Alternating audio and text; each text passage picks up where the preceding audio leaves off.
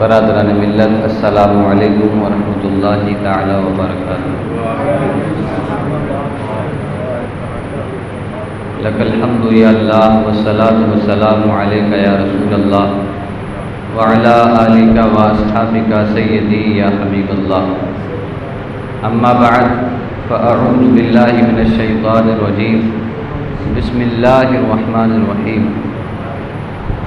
محمد رسول اللہ والذین معه اشداء علی الکفار رحماء بینہم تراہم رکعا سجدا یبتغون فضلا من اللہ ورضوانا۔ آمنت باللہ صدق اللہ العظیم وبلغنا رسولہ النبی الامین الکریم الرؤوف الرحیم، ونحن علی ذلک لمن الشاہدین والشاکرین والحمد للہ رب العالمین۔ یا خدا بہر جناب مصطفیٰ امداد کن، یا رسول اللہ از بہر خدا امداد کن، یا شہید کربلا یا دافع کرب بلا، گل رخا شہزادہ گل منقبہ امداد کن۔ غوث اعظم بمن بے سر و سامہ مدد قبلہ دین، مدد کعبہ ایما مدد، بگرداب بلا افتاد کشتی مدد کن، یا معین الدین چشتی۔ دل کی اعلیٰ گہرائیوں کے ساتھ نبی پاک صاحب الاولاق سیاح اخلاق باعث تخلیق کائنات، اللہ کے محبوب دانہ غیوب منزہ عن العیوب حضور احمد مجتبیٰ محمد مصطفیٰ صلی اللہ تعالی علیہ وعلی آلہ وبارک وسلم کے دربار عالیہ میں جھوم جھوم کر درود و سلام کا نذرانہ عقیدت پیش کریں۔ اللہم صلی علی سیدنا و مولانا محمد معدن الجود والکرم وآلہ وبارک وسلم صلاۃ و سلام علیک یا رسول اللہ۔ امام اہل سنت فرماتے ہیں، زاہد مسجد احمدی پر درود، دولت جیش عسرت پہ لاکھوں سلام۔ در منصور وہ قرآن کی سلک بہی، زوج دو نور عفت پہ لاکھوں سلام۔ یعنی عثمان صاحب قمیص ہدا، یعنی عثمان صاحب قمیص ہدا، جان شان سخاوت پہ لاکھوں سلام۔ اور دوسرے کلام میں امام فرماتے ہیں، نور کی سرکار سے پایا دوشالہ نور کا، نور کی سرکار سے پایا دوشالہ نور کا، ہو مبارک تم کو ذوالنورین جوڑا نور کا، ہو مبارک تم کو ذوالنورین جوڑا نور کا۔ برادران ملت، 10 روزہ محفل میں سے آج چوتھی محفل کا انعقاد ہو چکا ہے۔ آج آپ حضرات کے سامنے امیر المومنین حضرت سیدنا عثمان غنی رضی اللہ تعالی عنہ کی سیرت کے کچھ پہلو آپ کے گوشے گزار کرنے کی کوشش کروں گا۔ حضرت عثمان غنی رضی اللہ تعالی عنہ کا نام عثمان ہے، اور آپ کا لقب غنی ہے۔ نبی پاک صلی اللہ علیہ وسلم کے تیسرے خلیفہ ہیں، امیر المومنین ہیں، اور سخاوت میں مشہور ہیں۔ آج ہم اس شخصیت کا ذکر کرنے کے لیے موجود ہوئے ہیں کہ جن کو اللہ کے نبی کی جانب سے ایسی خصوصیات حاصل ہوئیں جو نہ ان سے پہلے کسی کو حاصل ہوئیں اور نہ قیامت تک کسی کو حاصل ہو سکتی ہیں۔ دعویٰ بہت بڑا ہے، میں آپ کے سامنے دلیل بھی پیش کروں۔ حضرت سیدنا عثمان غنی رضی اللہ تعالی عنہ کے نکاح میں نبی پاک صلی اللہ علیہ وسلم کی یکے بعد دیگرے 2 بیٹیاں آئیں۔ انبیاء کرام حضرت آدم علیہ السلام سے لے کر حضور تک تشریف لاتے رہے، لیکن کوئی بھی شخص اتنا خوش نصیب نہیں گزرا کہ جس کے نکاح میں کسی نبی کی 2 بیٹیاں آئی ہوں۔ یہ خوش قسمتی حضرت عثمان غنی رضی اللہ تعالی عنہ کو حاصل ہوئی۔ پہلی بیٹی جن کا نکاح حضرت عثمان غنی سے ہوا وہ حضرت رقیہ رضی اللہ تعالی عنہا تھی۔ حضرت رقیہ رضی اللہ تعالی عنہا جنگ بدر کے دن انتقال کر گئیں اور طبیعت خراب ہونے کی وجہ سے حضرت عثمان غنی جنگ بدر میں بھی شرکت نہیں کر پائے۔ جب جنگ کے لیے لوگ جا رہے تھے تو حضرت عثمان غنی رضی اللہ تعالی عنہ نے عرض کیا، یا رسول اللہ میں بھی آپ کے ساتھ جنگ میں شامل ہونا چاہتا ہوں۔ نبی پاک صلی اللہ علیہ وسلم نے فرمایا، عثمان تمہاری بیوی اور میری بیٹی یعنی رقیہ رضی اللہ تعالی عنہا علیل ہیں، بیمار ہیں، تم ان کی دیکھ بھال کے لیے یہیں رک جاؤ۔ حضرت عثمان غنی رضی اللہ تعالی عنہ ان کی دیکھ بھال کے لیے رک گئے۔ جنگ بدر ہوئی، مسلمانوں کو کامیابی ملی۔ جب قاصد خوشخبری کا پیغام لے کر کے مدینہ شریف لوٹا تو اس وقت حضرت عثمان غنی رضی اللہ تعالی عنہ حضرت رقیہ رضی اللہ تعالی عنہ کو دفن کر کے واپس تشریف لا رہے تھے۔ نبی پاک صلی اللہ علیہ وسلم جب جنگ بدر سے واپس آئے، حضرت عثمان غنی رضی اللہ تعالی عنہ کے پاس تعزیت کے لیے گئے اور حضرت عثمان غنی رضی اللہ تعالی عنہ سے تعزیت فرمائی، اور جنگ بدر میں جو حضرات شامل ہوئے تھے ان حضرات کو جو جو مال غنیمت سے حصہ ملا تھا انہی کے برابر ایک حصہ حضرت عثمان غنی کو بھی دیا گیا تھا۔ ظاہراً حضرت عثمان غنی جنگ بدر میں شامل نہیں ہوئے تھے، لیکن نبی پاک صلی اللہ علیہ وسلم نے جیسا حصہ مال غنیمت سے ان اصحاب کو ملا جو جنگ بدر میں شامل ہوئے تھے، ویسا ہی حصہ حضور نے حضرت عثمان غنی کو بھی عطا فرمایا۔ یہ پہلی بار ہوا تھا کہ کوئی جنگ میں شامل بھی نہ ہوا ہو اور اسے مال غنیمت سے حصہ بھی دیا جائے، تو یہ خصوصیت حضرت عثمان غنی کو حاصل ہوئی۔ اور نبی پاک صلی اللہ علیہ وسلم نے پھر اپنی دوسری بیٹی حضرت ام کلثوم رضی اللہ تعالی عنہا کا نکاح حضرت عثمان غنی کے ساتھ کر دیا۔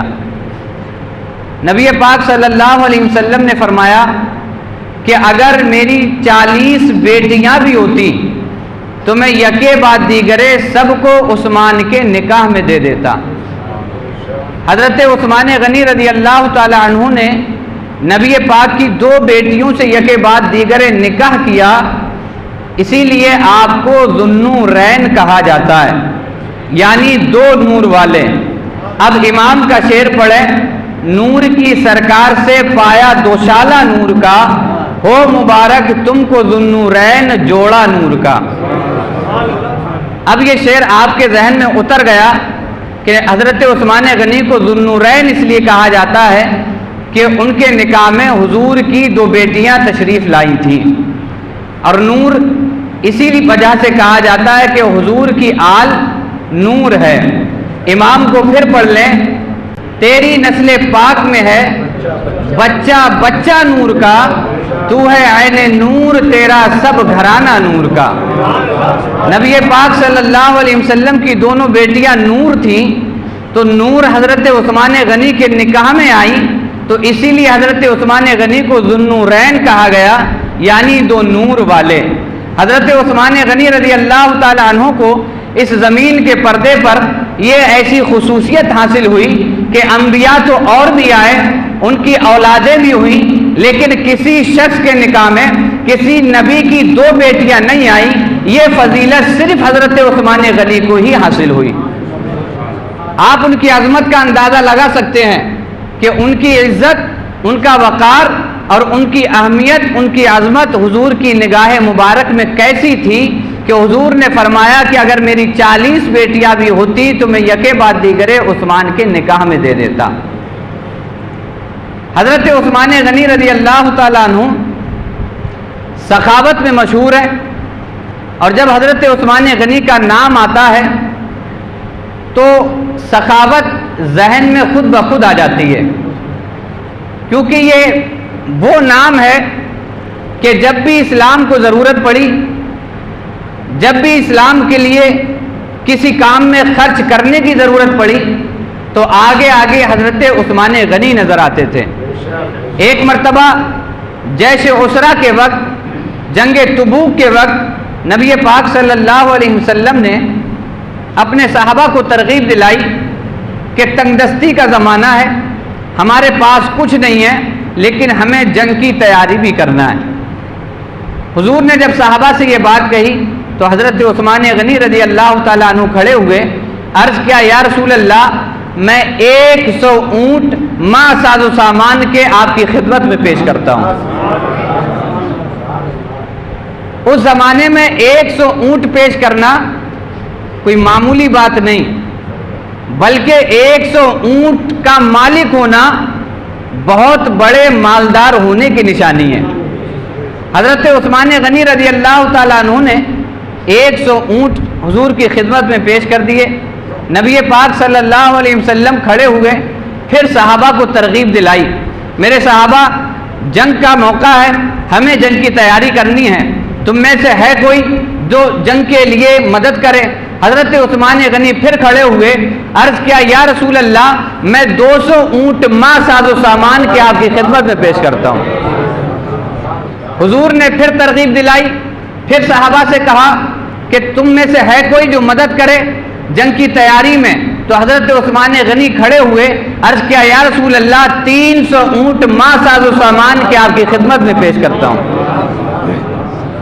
ایک روایت میں آتا ہے کہ حضرت عثمان غنی نے 1000 اونٹ ماں ساز و سامان کے جنگ کے لیے دیے، اور ایک روایت میں یہ بھی ہے کہ آپ 1000 دینار اپنے گھر سے حضور کے پاس لائے اور حضور صلی اللہ علیہ وسلم کے دامن میں رکھ دیے، تو حضور ان دیناروں کو الاتے جاتے تھے اور کہتے جاتے تھے کہ آج کے بعد عثمان کا کوئی عمل بھی عثمان کو نقصان نہیں پہنچا سکتا۔ اور اس موقع پر اللہ کے رسول صلی اللہ علیہ وسلم نے حضرت عثمان غنی کے ہاتھ جنت بھی بیچی تھی۔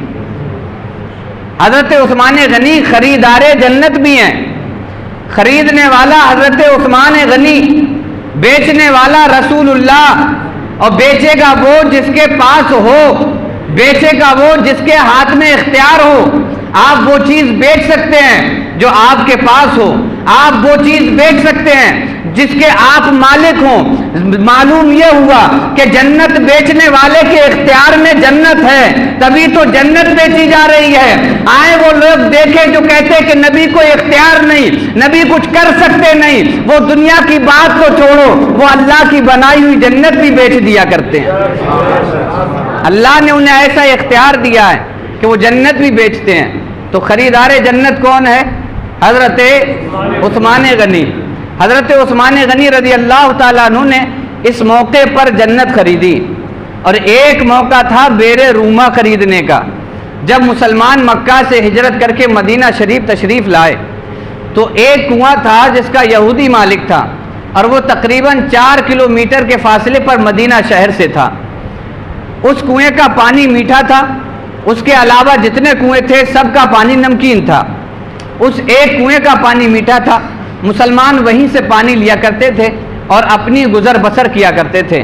کنواں یہودی کا تھا تو اس نے موقرہ غنیمت شمار کے تحت اس موقع کو غنیمت جانتے ہوئے اس پانی کو بیچنے کی بات کی۔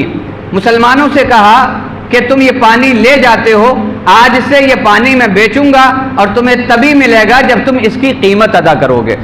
اب مسلمان خریدتے تھے، پانی خرید کر کے اپنے گھر کا گزر بسر کرتے تھے۔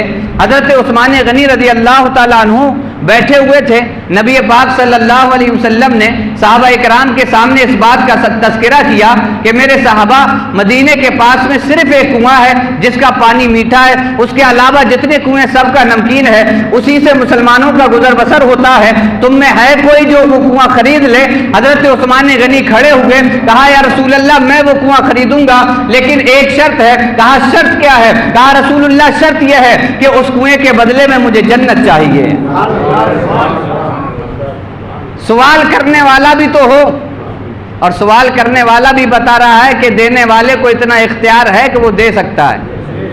مالک کونین ہیں، وہ پاس کچھ رکھتے نہیں، دو جہاں کی نعمتیں ہیں ان کے خالی ہاتھ میں، دیکھنے میں تو ان کے ہاتھ میں کچھ دکھتا ہی نہیں، لیکن دو جہاں کی نعمتوں کو اللہ نے ان کے ہاتھ میں سمیٹ کے رکھ دیا ہے۔ ان کی بارگاہ میں جو بھی جاتا ہے اسے اس کے من مانی عطا کر دیتے ہیں، مانگنے والے سائل کو اس کے سوال کے مطابق دیتے ہیں۔ رسول اللہ کے دربار سے کوئی بھی خالی نہیں جاتا ہے، اس لیے میرے امام نے کہا وہاں کیا جود و کرم ہے، شہ بطحا تیرا نہیں سنتا ہی نہیں مانگنے والا تیرا۔ ان کے دربار سے کوئی نہیں سنتا، ان کے دربار سے کوئی نہیں سنتا، کوئی سنتا ہی نہیں سنتا ہی نہیں مانگنے والا تیرا۔ ان کے دربار سے کوئی نہیں سنتا۔ حضرت عثمان غنی یہودی کے پاس پہنچے، کہا یہ کنواں بیچو گے؟ کہا میں کنواں نہیں بیچوں گا۔ کہا بتاؤ مسلمانوں کے لیے خریدنا ہے۔ کہا اچھا ایسا کرو کہ آدھا کنواں تم خرید لو، آدھا میرے پاس رہنے دو۔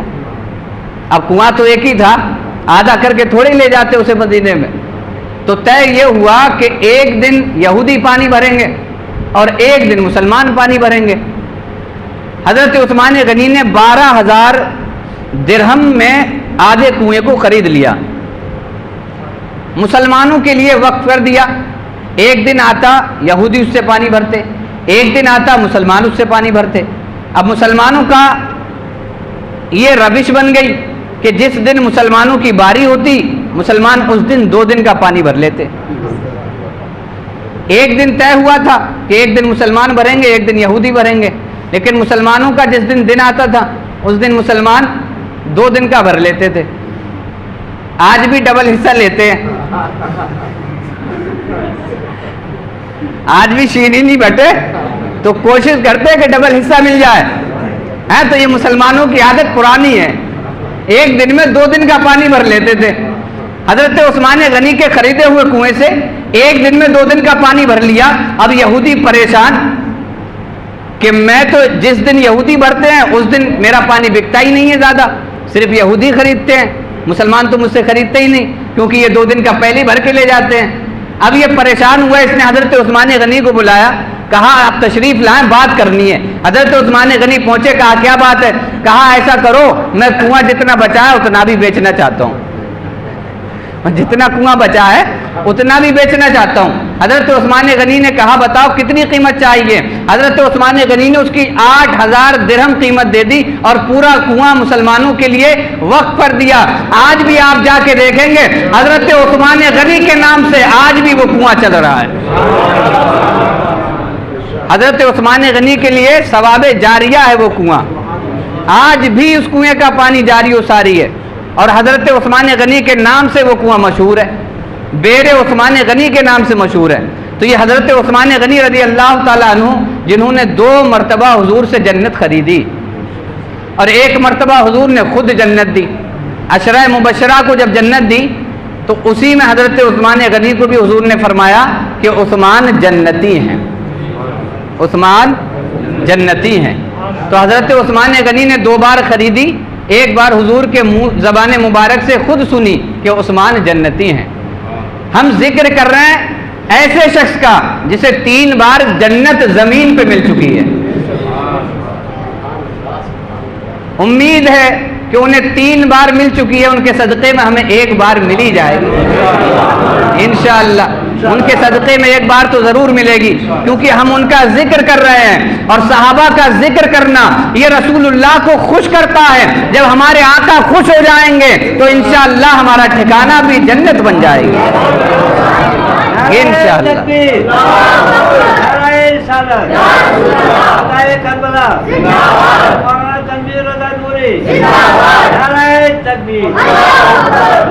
حضرت عثمان غنی رضی اللہ تعالیٰ عنہ آپ کی شہادت کی خبر حضور نے بہت پہلے دے دی تھی. آپ کے ظاہری حیات میں آپ کی شہادت کی خبر حضور صلی اللہ علیہ وسلم نے لوگوں کو دے دی تھی کہ عثمان شہید ہوں گے. ایک بات مجھے اور یاد آئی سخاوت کی، مالداری کی، پھر میں اپنی بات کو کنٹینیو کرتا ہوں. حضرت عثمان غنی رضی اللہ تعالیٰ عنہ مالدار تو تھے ہی، اور مالدار ایسے تھے کہ جنت خریدی. ہمارے آپ کے پاس دولت تو ہم جنت نہیں خرید سکتے، لیکن ان کی دولت انہیں اتنا فائدہ دے گئی کہ انہوں نے جنت بھی خریدی. تو معلوم یہ ہوا کہ دولت مند ہونا، مالدار ہونا برا نہیں ہے. حضرت عثمان غنی مالدار آدمی، اور ایسے مالدار کے کنواں 20,000 درہم میں خرید لیا. کنواں خریدا 20,000 درہم میں، اور ایک مرتبہ مسجد نبوی کے لیے باغ خریدا بہت مہنگی قیمت میں، اور حضور سے جنت اپنے پیسوں سے خود خرید لی، اور حضور نے جنتی بھی بنا دیا. حضرت عثمان غنی رضی اللہ تعالیٰ عنہ بہت بڑے مالدار. کل ملا کے خلاصہ کلام یہ کہ مدینے میں اگر کوئی مالدار شخص تھا تو وہ حضرت عثمان غنی تھے، جو سب سے بڑے مالدار آدمی تھے. لیکن مالداری ہونے کے باوجود ایک مرتبہ نبی پاک کی بارگاہ میں پہنچ گئے. عرض کیا یا رسول اللہ مجھے دعا کرانی ہے. حضور نے پوچھا کون سی دعا کرانی ہے؟ کہا یا رسول اللہ مجھے دعا کرانی ہے کہ میرا دل اب مالداری کی وجہ سے عبادت میں نہیں لگتا ہے، آپ رب سے دعا کر دیجیے اللہ میری دولت کو کم کر دے. یہ صحابہ ہیں، ان کی تربیت رسول اللہ نے فرمائی ہے. دولت بڑھ جائے تو دل عبادت میں نہ لگے، تو حضور سے عرض کرنے لگے یا رسول اللہ سے عرض کر دیجئے کہ میری دولت کو کم کر دے. اور ہمیں تو جب بھی موقع ملتا ہے پیر کے پاس جانے کا یا مولوی صاحب سے ملنے کا تو سیدھی بات یہ ہوتی ہے دعا کر دیجئے مالداری ہو جائے، دعا کر دو 4 ویلر مل جائے، دعا کر دیجئے ایسا ہو جائے ویسا ہو جائے. میرے بھائیوں مالداری بری نہیں ہے، مالداری بری نہیں ہے.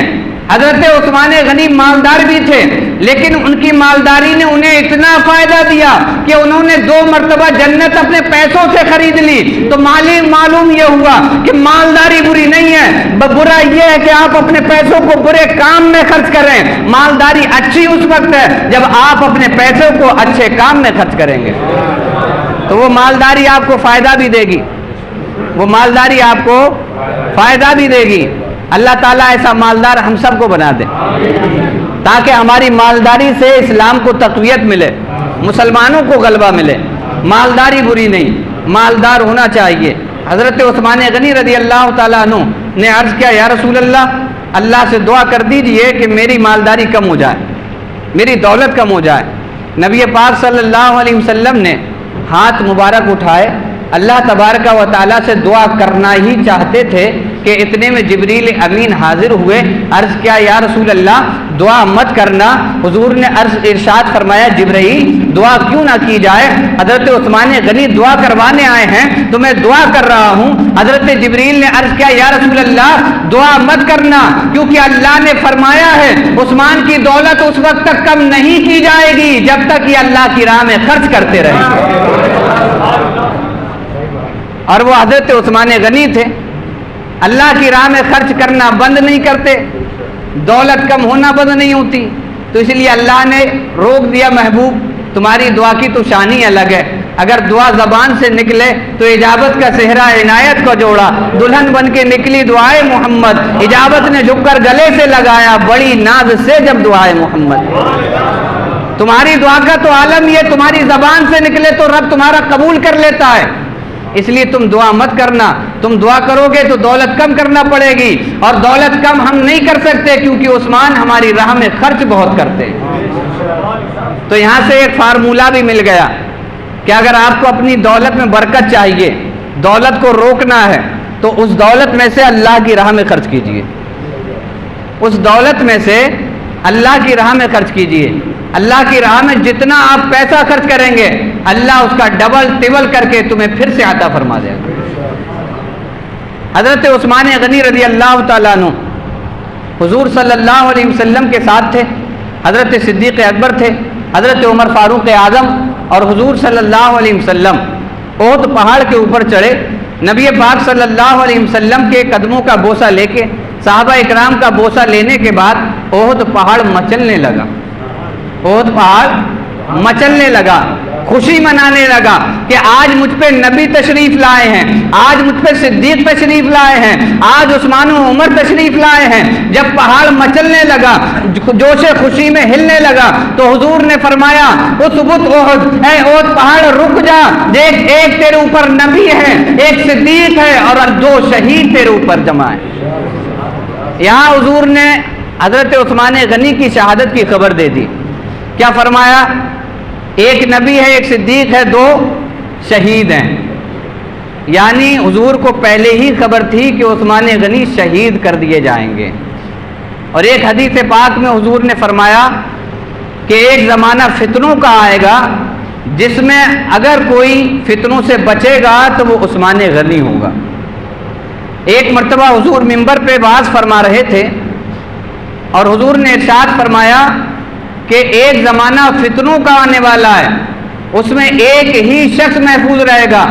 اتنے میں سامنے سے کپڑا چہرے پہ ڈالا ہوا ایک شخص نکلا، تو حضور نے فرمایا دیکھو وہ شخص جا رہا ہے، جب فتنوں کا زمانہ آئے گا تو یہ شخص فتنوں سے محفوظ رہے گا۔ تو حضرت عبد الرحمن ابن عوف اٹھے، مجلس سے اٹھنے کے بعد اس شخص کے پاس گئے، جب کپڑا چہرے سے ہٹوایا تو دیکھا وہ کوئی اور نہیں، حضرت عثمان غنی تشریف فرمائے۔ وہ حضرت عثمان غنی تھے کہ حضور نے ان کی شہادت کی خبر پہلے ہی دے دی تھی۔ ایک حدیث پاک میں نبی پاک صلی اللہ علیہ وسلم ایک باغ میں تشریف فرما تھے کہ دروازے پہ دستک ہوئی، نبی پاک نے فرمایا دروازہ کھول دو، فبشرہ بالجنہ، اور انہیں جنت کی خوشخبری دے دو۔ حضرت ابو موسیٰ اشعری رضی اللہ تعالیٰ عنہ فرماتے میں نے دروازہ کھولا، دیکھا کہ آنے والا صدیق اکبر ہے، میں نے انہیں سلام کیا اور میں نے انہیں جنت کی خوشخبری دی۔ میں نے کہا رسول اللہ نے آپ کو جنت کی خوشخبری دی ہے۔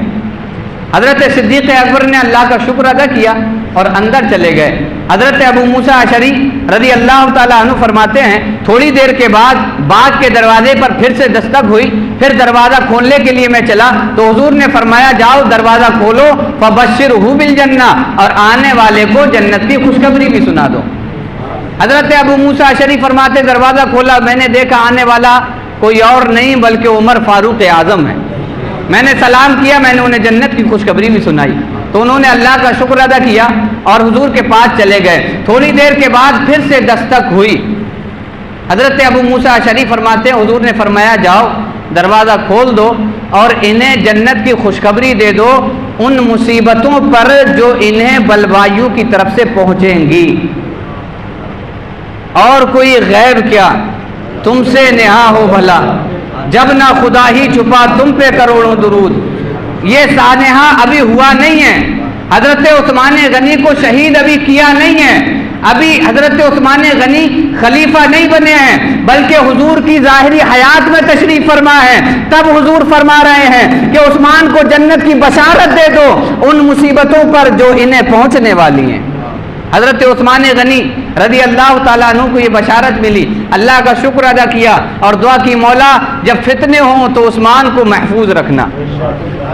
نبی پاک صلی اللہ علیہ وسلم نے آپ کی شہادت کی خبر بہت پہلے دے دی اور آپ کو اپنی شہادت کی خبر کا علم تھا۔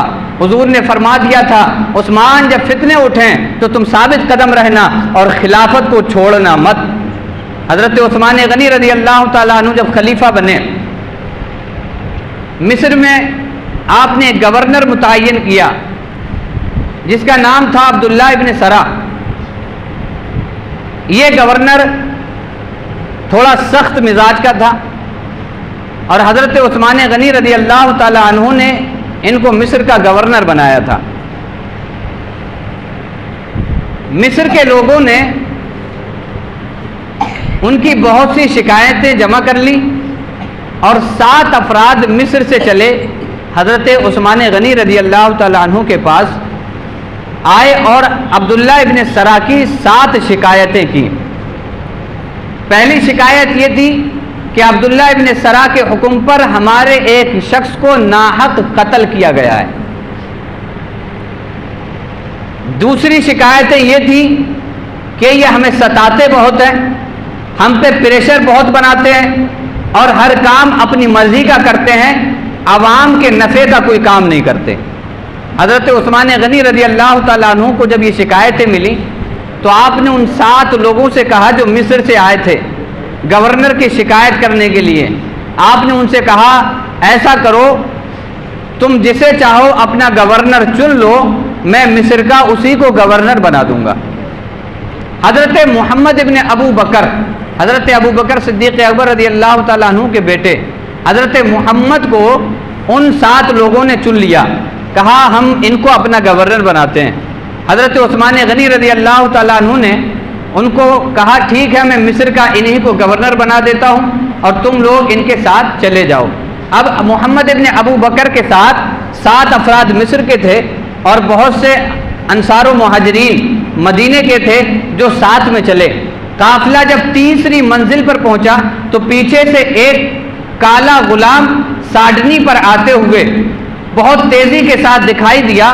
اس کو لوگوں نے روکا، کہا اتنی تیزی کے ساتھ کیوں جا رہے ہو اور کہاں سے آئے ہو، کس کے غلام ہو؟ اس نے کہا کہ میں عثمان غنی کا غلام ہوں، اور دوسری بار بولا کہ میں مروان کا غلام ہوں۔ اس نے کہا کہ میں عثمان غنی کا غلام ہوں اور مجھے مصر عبداللہ ابن سرا کے پاس بھیجا گیا ہے۔ حضرت عثمان غنی رضی اللہ تعالیٰ عنہ کا نام سنا تو محمد ابن ابو بکر نے اسے روکا، کہا تم اتنی اسپیڈ میں کیوں جا رہے ہو؟ کہا حضرت عثمان غنی نے مجھے ایک خط دیا ہے جو مجھے عبداللہ ابن سرا کے پاس لے کے جانا ہے۔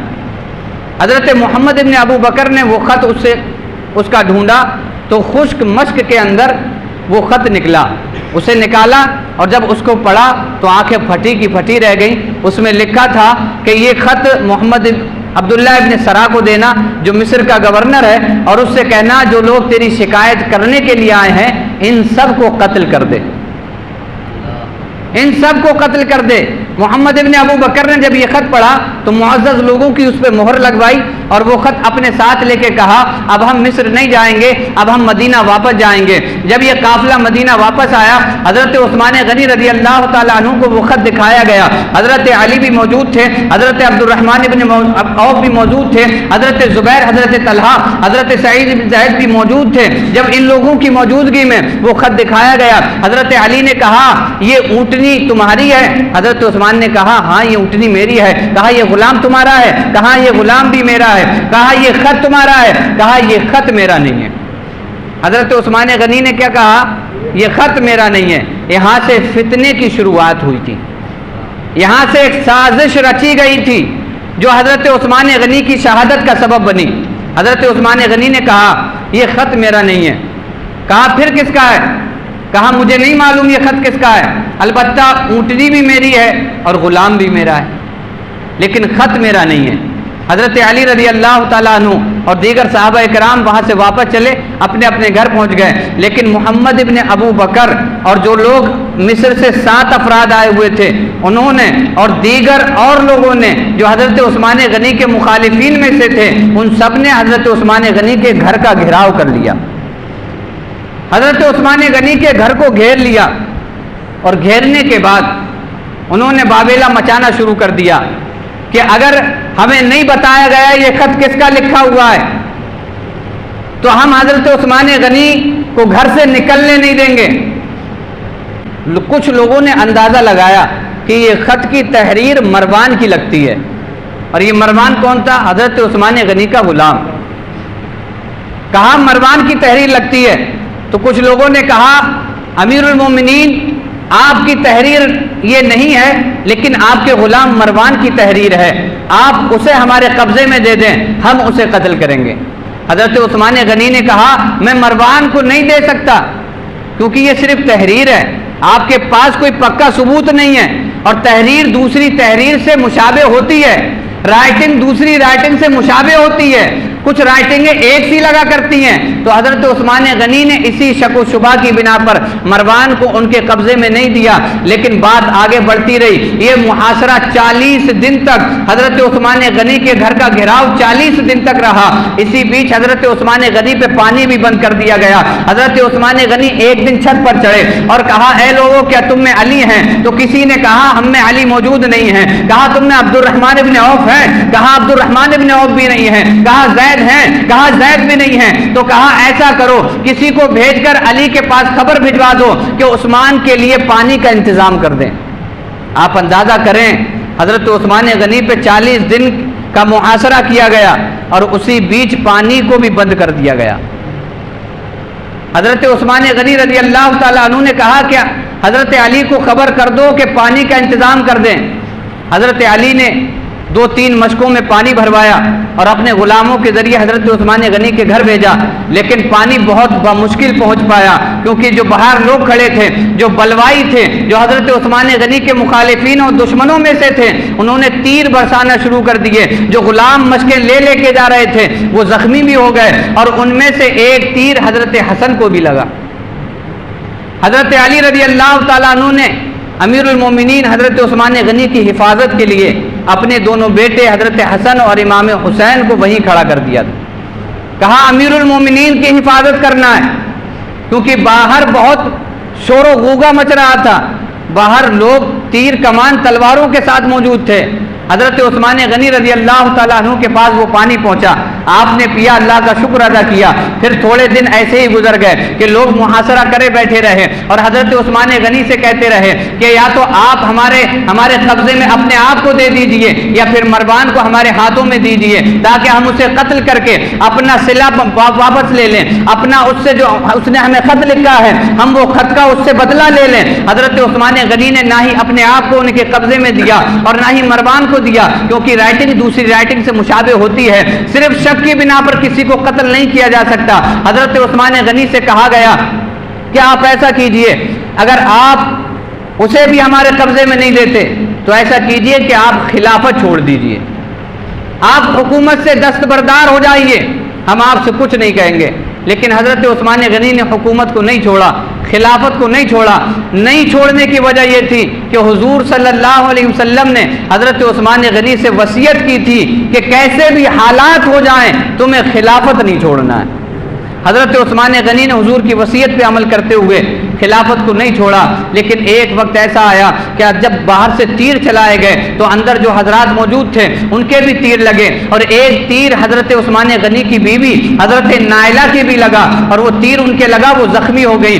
جب باہر سے تیر چلنا شروع ہوئے لوگوں نے باہر سے کہا کہ ہم ایسے ان پہ قبضہ نہیں پا سکتے۔ محمد ابن ابو بکر نے 2 لوگوں کو اپنے ساتھ لیا اور کہا آؤ ہم پڑوس کے گھر میں سے چھت پہ سے کود کے ان کے گھر میں داخل ہوتے ہیں۔ محمد ابن ابو بکر اور ساتھ میں 2 ساتھی پڑوس کے گھر میں داخل ہوئے اور دیوار پھلانگ کر کے پہنچ گئے حضرت عثمان غنی کے گھر میں۔ جا کر کے محمد ابن ابو بکر نے حضرت عثمان غنی کی داڑھی کو پکڑ لیا۔ حضرت عثمان غنی کی داڑھی کو پکڑا تو امیر المومنین سیدنا عثمان غنی نے کہا اے محمد، اگر ابو بکر تمہارے والد آج زندہ ہوتے اور وہ یہ کارنامہ تمہیں کرتے ہوئے دیکھ لیتے تو بتاؤ تمہارے ساتھ کیسا سلوک کرتے۔ محمد ابن ابو بکر نے اپنا ہاتھ الگ کر لیا اور وہاں سے الگ ہو گئے اور اسی سوچ و بچار میں تھے کہ انہوں نے یہ بات بالکل صحیح کہی ہے، مجھے یہ حرکت نہیں کرنا چاہیے تھی۔ لیکن محمد ابن ابو بکر ابھی اتنا سوچ ہی رہے تھے کہ جو 2 ساتھی آپ کے ساتھ آئے تھے انہوں نے تلوار سے حضرت عثمان غنی پہ وار کر دیا، اور جب حضرت عثمان غنی پہ وار کیا ہے تو آپ اس وقت قرآن کی تلاوت فرما رہے تھے، اور آپ کا خون کا قطرہ جو پہلا قطرہ قرآن پہ گرا تو وہ اس آیت کریمہ پہ گرا تھا، فَسَيَكْفِيكَهُمُ اللَّهُ، اللہ تمہارے لیے کافی ہے۔ حضرت عثمان غنی کو اسی دوران شہید کر دیا گیا۔ حضرت عثمان غنی کی شہادت ہو گئی۔ حضرت عثمان غنی جامع القرآن، قرآن سے محبت کرنے والے ہیں، قرآن کو جمع کرنے والے ہیں، تو آپ کی قرآن سے اس قدر محبت تھی کہ آپ جب شہید ہوئے اس وقت بھی آپ قرآن کی تلاوت فرما رہے تھے۔ حضرت عثمان غنی رضی اللہ تعالیٰ عنہ کو ایک سازش کے تحت آپ کی شہادت ہوئی، آپ کو شہید کر دیا گیا۔ حضرت عثمان غنی رضی اللہ تعالیٰ عنہ کو جنت البقیع میں مدفون کیا گیا، آپ کو وہیں دفن کیا گیا۔ اور اس طرح تیسرے خلیفہ جو تقریباً 12 سال کے قریب حکومت کر کے اس دار فانی سے دار بقا کی طرف تشریف لے جاتے ہیں۔ حضرت عثمان غنی رضی اللہ تعالیٰ عنہ کا اس امت پر بہت بڑا احسان ہے، اتنا بڑا احسان ہے کہ آج ہمارے ہاتھوں میں جو قرآن کتاب کی شکل میں ہے یہ انہی کی دین ہے، یہ انہی کا کارنامہ ہے، انہی کی محنت ہے۔ حضرت عثمان غنی نے اس قرآن کو کتاب کی شکل دی، جبکہ لوگ یہ کہہ رہے تھے کہ آپ وہ کام کیسے کر سکتے ہیں جو حضور نے کبھی نہیں کیا۔ لیکن حضرت عثمان غنی رضی اللہ تعالیٰ عنہ نے دیکھا کہ وہ صحابہ جو حافظ ہیں اور جنگوں میں شہید ہو رہے ہیں، سوچا اگر یہ شہید ہوتے رہے تو پھر قرآن کی حفاظت کیسے ہوگی؟ تو آپ نے قرآن کو باقاعدہ ایک شکل دی جو کتابی شکل آج ہمارے پاس موجود ہے۔ یہ کتاب حضرت عثمان غنی نے ہی بنائی، حضرت عثمان غنی نے ہی اس کو کتابی شکل میں قرآن کو بنایا اور لوگوں میں بٹوایا۔ حضرت عثمان غنی کا امت پر بہت بڑا احسان ہے، کیونکہ حضور صلی اللہ علیہ وسلم کے جتنے صحابہ ہیں سبھی کا اس امت پر احسان ہے، لیکن ہمیں ضروری اور لازم یہ بات ہونی چاہیے کہ ہم صحابہ کا ذکر کریں اور ان کا ذکر سنیں، کوشش کیا کریں کہ صحابہ کے تذکرے ہوں، کوشش کیا کریں کہ صحابہ کا ذکر ہو، ہم ان کی سیرت کو پہچانیں، کیونکہ یہی وہ شخصیات ہیں کہ جنہوں نے اپنا خون دے کر کے اسلام کو سینچا ہے، جنہوں نے اپنا خون بہا کر کے قرآن ہم تک پہنچایا ہے۔ اللہ کے ولیوں نے قرآن پھیلایا ضرور ہے، لیکن قرآن کو بچانے والے اور امت کے ہاتھوں میں دینے والے یہ صحابہ کرام ہی تھے۔ ان کی بدولت ہی آج ہمارے ہاتھوں میں قرآن ہے، ان کی بدولت ہی آج مسلمان ہیں۔ انہوں نے اپنی جانوں کے نذرانے دے دے کے اس اسلام کو بچایا، اس اسلام کو سینچا۔ ہمیں بھی چاہیے کہ ہم ان صحابہ اکرام کی محبت میں اپنے آپ کو سرشار کریں اور اپنی نسلوں میں اپنے صحابہ اکرام کی محبت کو پھیلائیں، اپنے بچوں کو بتائیں کہ ابو بکر حضور کے پہلے صحابی ہیں، عمر دوسرے صحابی ہیں، عثمان غنی تیسرے صحابی ہیں اور مولا علی چوتھے صحابی ہیں۔ یہ ہم اپنی نسلوں کو بتائیں گے تب جا کر کے ہماری نسلیں سمجھیں گی، ورنہ ماحول ایسا ہے، سوشل میڈیا کا زمانہ ہے کہ آج نوجوانوں کے ذہن کو چٹکیوں میں بدل دیا جاتا ہے۔ ہر ایک کی تقریر سوشل میڈیا پہ ہے، شیعہ وائز ہے تو اس کی تقریر ہے، کوئی دوسرے طبقے کا ہے تو اس کی تقریر ہے۔ ہمارے نوجوانوں کو تو بس سننا ہی ہے، اور یہ کیا کہیں گے کہ وہ بھی تو مولانا ہی ہے، وہ بھی تو عالم ہی ہے، وہ بھی تو تقریر ہی کر رہے ہیں۔ میرے بھائی، تقریر کرنے والے کو مت دیکھو، یہ دیکھو جو تقریر کر رہا ہے اس کا عقیدہ کیسا ہے۔ سننی ہے تو سن لو، اور سننی نہیں ہے تو پھر اسے ڈیلیٹ مار دو، اسے مت سنو، کیونکہ اسے آپ سنیں گے تو آپ کے عقائد خراب ہوں گے۔ آپ سنی ہیں، سنی بن کر رہیں، اور سنی وہ ہے جو صحابہ اکرام کو بھی مانتا ہے، اہل بیت کو بھی مانتا ہے۔ ہمارے ہاتھوں میں دامن اہل بیت کا بھی ہے، کیونکہ ہم اللہ کے نبی کے گھرانے کا ذکر بھی کرتے ہیں، اور ہمارے ہاتھ میں دامن صحابہ اکرام کا بھی ہے، اس لیے کہ اہل سنت کا ہے بیڑا پار، اصحاب حضور نجم ہے اور ناؤ ہے عطرت رسول اللہ کی۔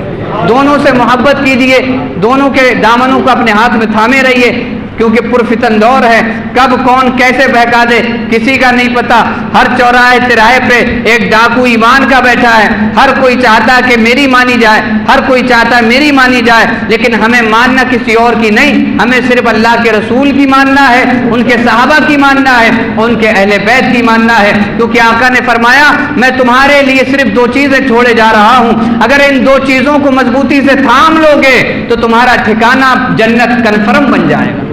وہ 2 چیزیں کیا ہیں؟ حضور نے فرمایا ایک میرے اہل بیت ہیں اور ایک قرآن ہے، اور قرآن کو بچانے والے صحابہ ہیں، تو ہمیں قرآن کو بھی ماننا ہے، اہل بیت کو بھی ماننا ہے، اور قرآن کو بچانے والے صحابہ کو بھی ماننا ہے، کیونکہ جب بھی صحابہ کا ذکر ہو، اہل بیت کا ذکر ہو تو اللہ کے رسول کو خوشی ہوتی ہے، اور اس سے بڑی بات ہمارے لیے کیا ہو سکتی ہے کہ ہم ان کا ذکر کریں جن سے رسول اللہ کو خوشی حاصل ہوتی ہے۔ تو اپنی زندگی کو صحابہ کی محبت میں گزاریں، اہل بیت کی محبت میں گزاریں۔